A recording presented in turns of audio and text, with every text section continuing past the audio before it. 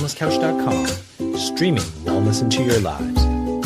Welcome to Nourishing the Mother, featuring your hosts Bridget Wood and Julie Tenner.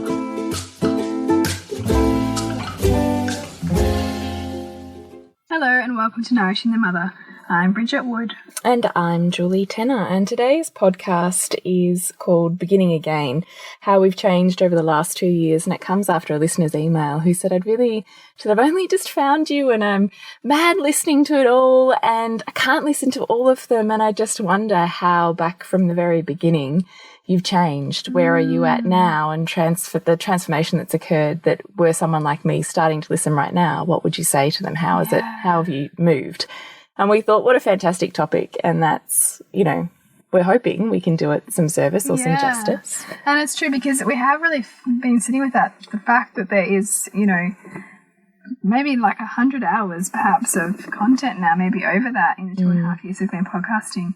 And we've evolved, right? I mean, we still, the essence of what we're about is still very much embedded in those early episodes, but we're also perhaps more embodied, more grounded, and perhaps really, more than ever, more focused on, now that we've worked with so many women, what we're seeking to create and deliver in this world through the Nourishing Mother Tribe and through our programs. Yeah, I really agree with that, actually. Probably our vision has changed. Yeah. I think when we first started, not that we were wounded per se, because it's the wrong word, but we were really coming from a place of, wow, here's where we found ourselves, and we're just speaking to a microphone about that. Yeah.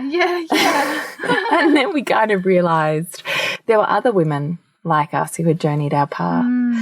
And then we probably realised we had some wisdom.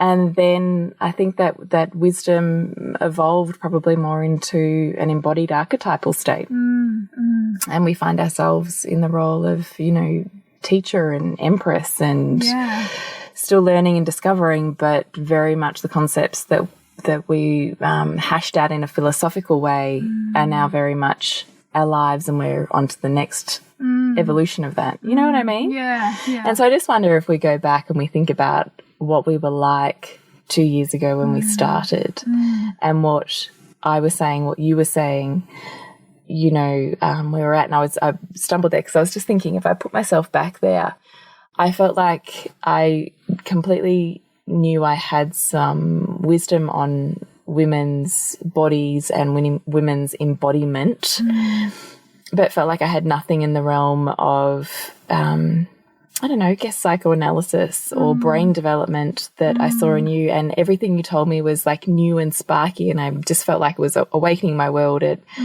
this exponential rate. And having now spent, really close to 4 years with you personally, and certainly as we've done Nourishing the Mother, we've spent more and more intimate time together. I find that there's almost like a melding there, and now I feel like I have a little Bridget inside of me now. And it's so funny, because I feel like I have a little Julie inside of me too, because the embodiment that, and the real feminine teaching and the grounding that you bring, and that is your total genius. I feel like I've just got bits of that now, and certainly like the fertility, pregnancy, second baby journey, and even now, we were talking before we started recording about the sacred dance, the workshop that I'd gone to, and the other things that you and I have done together. I thought, wow, I'm just so hand on my heart grateful for you and for this podcast, for how much we've been able to mutually grow through it. Yeah, because we can't simply get on here every week and get in our groups every week and not continue to learn and apply what it is we teach. And so we're always asking more of ourselves in whatever it is sort of the realm that we're wanting to go to. How can I bring more of myself into this world, or in order to bring more of myself to the service of this podcast and what we do with our tribe? So I wonder, Bridget, if we go back 2 years ago, what do you think our main tenets were? What do you think we were harping on about in a lot of those early podcasts? What do you think we were trying to convince ourselves of? Yeah, I think we were very much just awakening to this idea of the world as a mirror, and and that the traits that we see in other people are really in us to the same degree, and that it's about learning to see what they're trying to teach us. That was sort of something that we were grasping at and really beginning to go, oh wow, yeah, okay. And learning that so that we could help facilitate that in other people was, I think, a big one back then. And I think another strong area for us was also understanding concepts of like universal laws. So, you know, everyone's sort of familiar with like The Secret and the law of attraction, but we were looking beyond that around the way that energy is constantly transforming through different people, things, events, life. And there's a kind of beyond our human moralistic laws that we like to attach to. There's a natural set of laws at play in the universe all of the time that we are being governed by, and there's a lot of bringing attention to those, and that was really theory based, and we do talk probably more about that in our earlier groups, podcasts. in our groups than we have really recently on the podcast. Perhaps because for us it's almost just become part of our it's part of our lingo, I suppose, isn't it, or our mental processing. And as part of our processing, like, you know, you and I both will go, oh, I'm so controlling, but oh yeah, okay, of course I'm controlling, because you just have to be like we're everything. It's a top value, and then okay, where am I not? So it's very much just part of of what we do now, and perhaps we haven't shed light on that lately in the podcast, which would be worth coming back to in greater depth. I think what really comes, and I know we did a lot of feminine stuff earlier. Yeah, we did. I was just thinking that we did a lot of divine feminine, and I think that was because I had really come through a phase of feeling the lack of that, or conversely really feeling called to empower that area of myself and to understand it more deeply, because it's not something that there's necessarily a school that you can go to learn. You know, like you're interested in health, you can go learn health from a variety of different services. You're interested in the mind-body connection, you can go learn that through a variety of different services.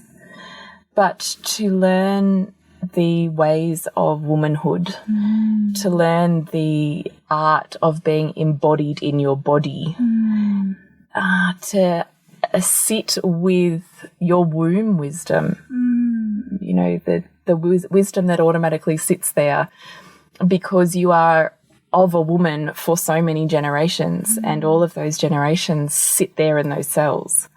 You know, I was just so wanting to expand that in my world, and was definitely on the journey of doing that. And I think every time I learned something new, I was so excited and felt like it just like blew open this whole other area. And I was so excited to share that with other women, you know, like really wanting to say, there's another way. Can you see, like, this is amazing? Because all I could see around me were these women who had no connection to their heart womb energy lines, and who really felt completely disconnected or isolated in their own little unit, and not connected to the feminine majesty that is just inherent in who they are because they are women. Yeah.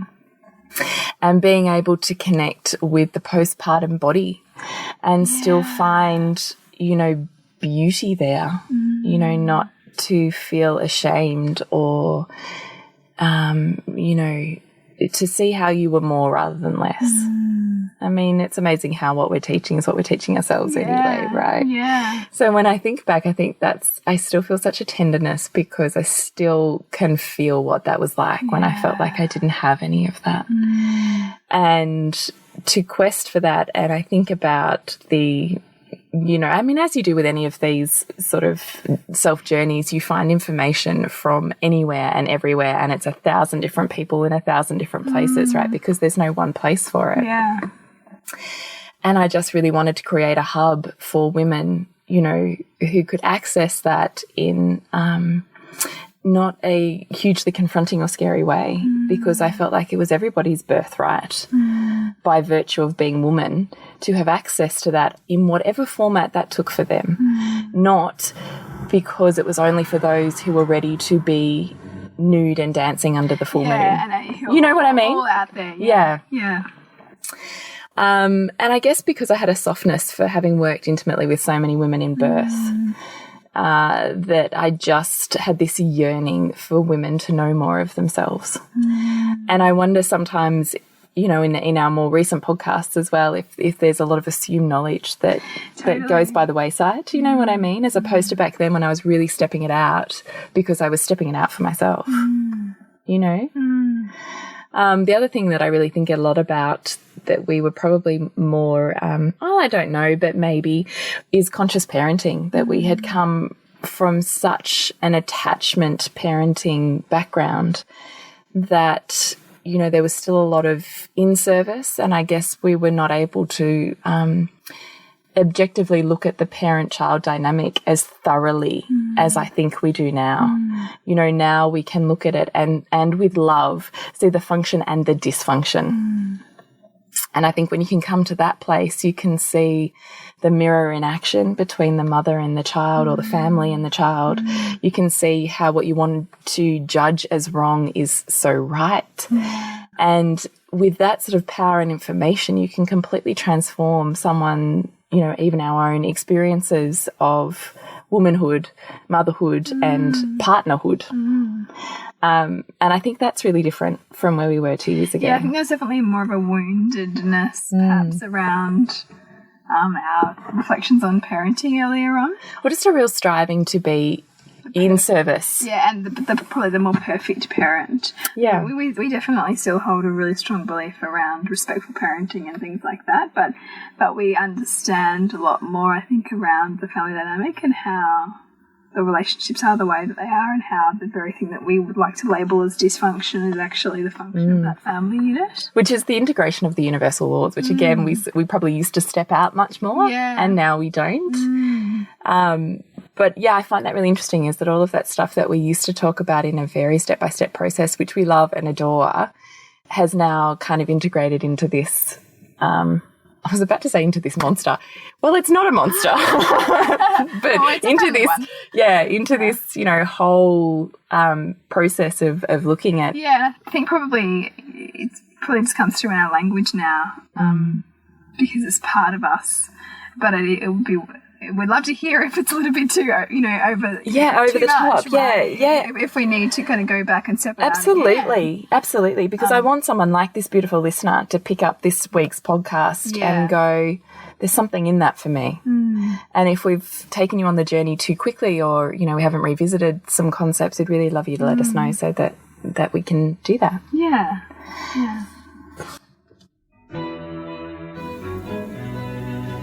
We know it's easy to lose yourself in motherhood. To be tapped out and touched out, to forget who you are and what you're worthy of, to fall short of the mother you thought you should be. Ouch. This is why we created the Loathing to Loving program. We want you to open up, to show up and transform what you believe is possible for you as a woman and as a mother, because you're both, and we don't want you to give up one in order to be the other. For $249, you'll spend 5 weeks online with us with lifetime access to 4 modules where we give you the toolkit for understanding what's happening in your world and how to transform it. You can pay in full, or we have just instigated payment plans, which means you can make 3 simple payments, one of $49 at sign up and 2 $100 payments over 2 months, if that is going to make it easier in your world. Yes. So come and blossom with us. Open up, show up and transform. So I think maybe now, Bridge, we've kind of reflected on where we were 2 years ago and where we are now. What I would really love is for us to just think about that first-time mother. Maybe it's one of your friends that you've recommended this podcast to, and this happens to be the very first time they're listening or you're listening. What would we like to say to that woman that sums up that 2-year journey, or says, here's the way forward, are you interested in staying with us? Yeah. You know, what are those tenets, I suppose, of knowledge or wisdom that we would like them to know? I think that is such an incredible dynamic, that mother and her first baby, and just being so fully exposed in the world and vulnerable and determined and wanting so much to really kind of be this incredible woman that she inherently is, but perhaps is uncertain because of all of the voices of the world around her who are saying, you've got to do it this way, or you're not doing enough, or your baby needs this, or you should be doing that. To really find the stillness and the slowness to listen to herself and to really listen to her baby, because there is such a profound, message that our baby children are giving us all the time, and it's really about creating the space enough to just be beyond the incessant demands of the world around you, and to also know that there's so many opportunities for connection and growth in this journey, and there is no one right way. I think we often so much want there to be a right way, particularly if we're coming into parenting with a background of, whether we're professional or whether we're kind of feeling accomplished in our life, it's like another thing, right? It's another thing you can bring a task list to, but there's just such a richness in simply looking at your child in wonder at just their view of the world and how you can be privy to that view of the world, and also create space for yourself to feel really grounded and whole and loved and nourished. As opposed to depleted and lost and overwhelmed. Because, those are certainly parts of it too, but there's such a richness to always come back to, I think. Yeah, it's so many sort of flashbacks and memories as you were speaking just then. And I think, particularly that first time, Mum, and I think about myself then too, I didn't saturate myself in the being. And I hear so often say, how many old women said to you, oh, it goes so fast, and you were like, this feels like forever. Yeah. And then you get past it and you go, it goes so fast. And it feels like wasted wisdom, because when you're in it, you're so focused on the list and on the achieving, or on the being the best, or on having the answer, that you forget to be in just the glory of it. Yeah. It almost sometimes can feel too indulgent, like to allow yourself to just be in the glory of it. Like I think you touched on this, I think it was last week or the week before, when you said you could just simply just lose yourself in motherhood, and totally the juiciness of it, and the incredible joy of just watching your children. And that almost can feel that same way for some others, with that infatuation you have with your baby. But I also think we can lose ourselves in that. Yeah. And, I do think there can be a huge shedding of ego and identity with every child, I think, but particularly with that first one. When all of a sudden your social life is different, your relationship is different, your body is different, your connection to yourself is different. Like, it's the first time that everything is different. And I think too, knowing what that is for you would also perhaps be projecting forward and asking yourself, what am I wanting this child to be? Who am I wanting them to show up as? Because all of the things that you're wanting for them is really, in essence, what you're wanting for yourself. And it's ultimately unfair to project onto anybody else how you think that they should be. As parents, we tend to do that all the time with children, but ultimately they're here to be themselves, and you're here to be yourself, and it's a co-creation. But the more we can understand the mirror that they're offering us to learn about ourselves, and to avoid the codependency that can sometimes happen, particularly in a really attachment-focused mother-child dynamic, it's actually a real gift to both them and yourself to really sit with, what am I yearning for, or what am I expecting them to give me, and how can I give that to myself, rather than rely on them to provide that for me. Yeah. And in seeing, I think you're probably having flashbacks to an email that we just read before as well, that was a similar story to a mother who'd written that to us. And just saying that through the podcast, she'd come to realise that the constant 24/7, access to the breast and the co-sleeping and she realised that she'd never considered that there's a drawback to that, and that there's a gift in that child having a sense of self and autonomy, learning an ability to sleep and be with and on their own. And, I think that can feel confrontational to a really high needs attachment parenting style. And I think that's probably been one of our biggest learnings too, is really seeing the universal flip of nothing is ever one way, and there's equal drawbacks and benefits to anything we choose. And that just because it sits in a top value of ours, we don't want to see the drawbacks. Yeah, it's right. But there are drawbacks to, you know, being their everything. And there are benefits to that child having access to pain and struggle and challenge, and that there is a balance between, there's I want to say a mid-ground between, you know, support and challenge, that there doesn't have to be all one way or all the other.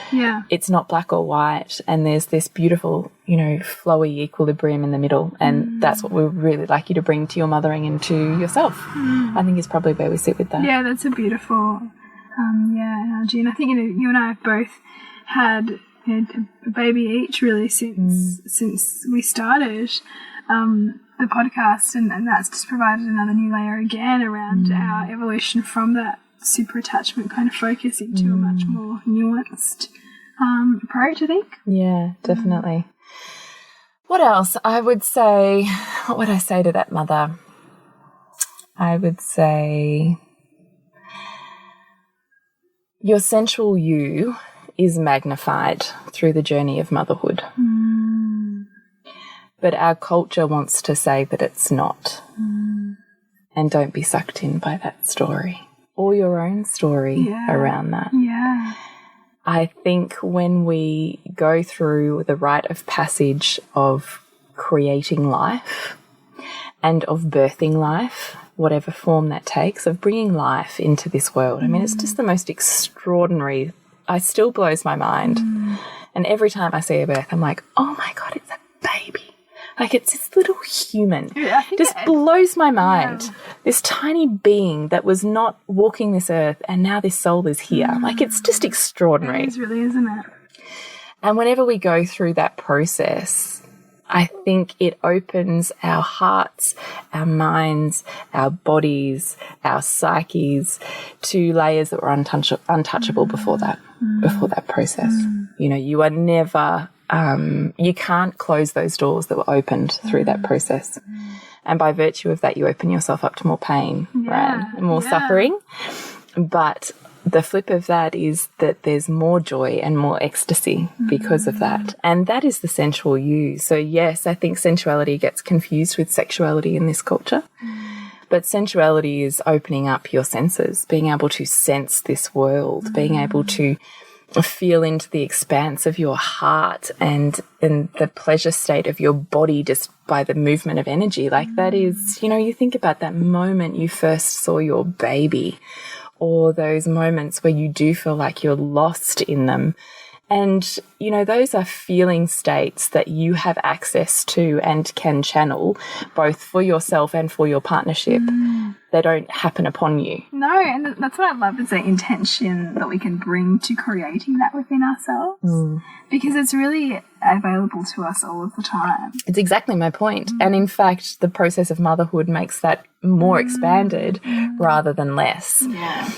And I'm fascinated by the stories that we carry as a culture and as individual women around why we're less sexual, why we're less attractive, why we're less able to reach those moments or peaks of ecstasy. Because my understanding or my experience thus far is that they're beliefs that shut us down. They're not reality or truth.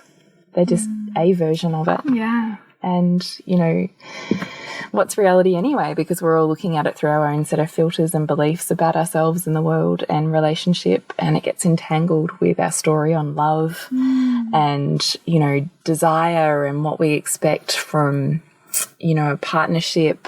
Like, it's so enmeshed. And motherhood can shine such a spotlight on all of that. And I want to say that you are more, not less. And if you're looking for the space to break apart that more, then this is it. Yeah. This is what I hope we bring to the table. It's the rub. And our children are, you know, if you're looking to, like, you know, looking for a spiritual path, they're it, because they're bringing us all of our own unhealed things.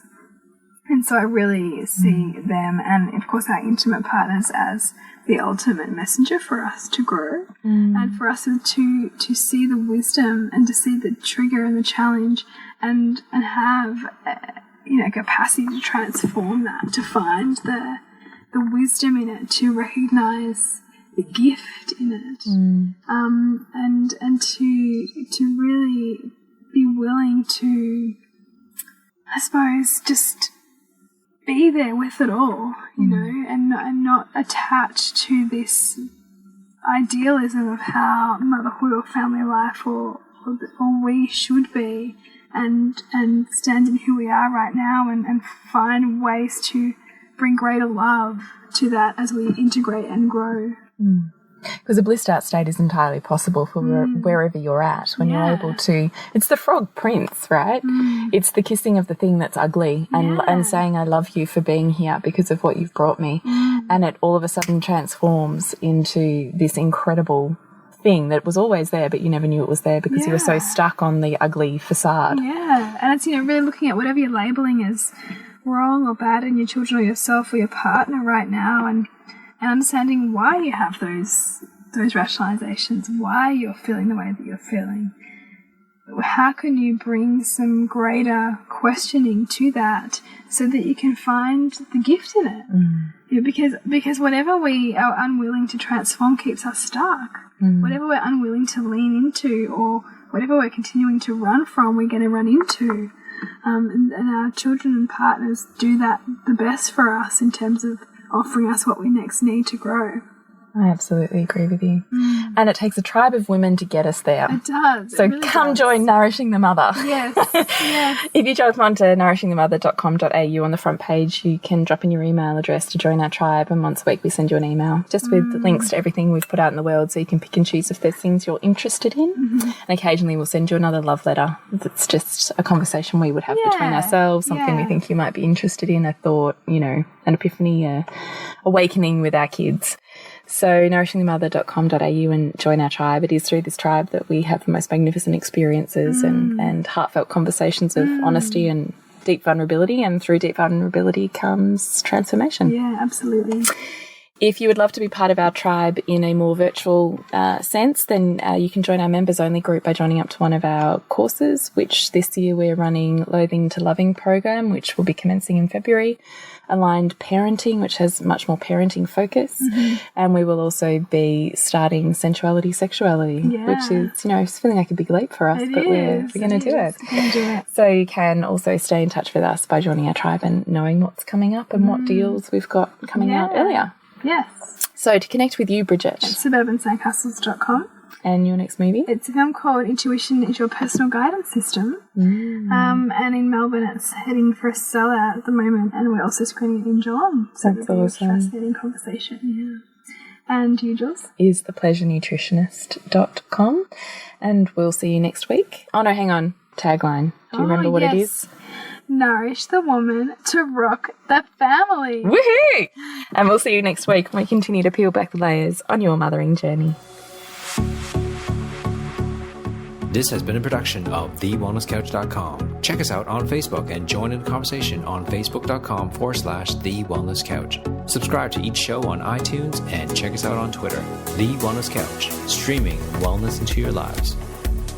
Whilst the Wellness Couch presenter endeavor to provide accurate and helpful information to their listeners, these podcasts cannot take into account individual circumstances and are not intended to be a substitute for health and medical advice from a qualified health professional. You should always seek the advice of a qualified health professional before acting on any of the information provided by any of the Wellness Couch podcasts.